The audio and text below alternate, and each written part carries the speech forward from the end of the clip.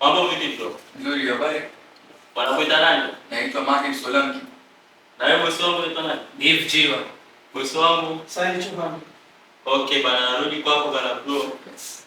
Perfume zako pendwa ni zipi bosi wangu? Perfume yangu pendwa ni Stronger With You, absolutely. Na wewe bosi wangu? Mimi napenda Tom Ford Ombre Leather. Na dada kama.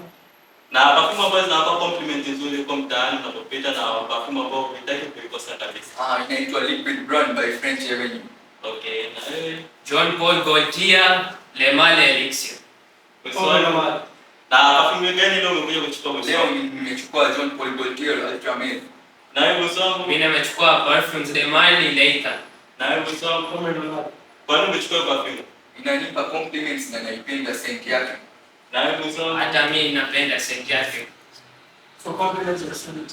Okay, karibuni Dubai Elegance. Sana.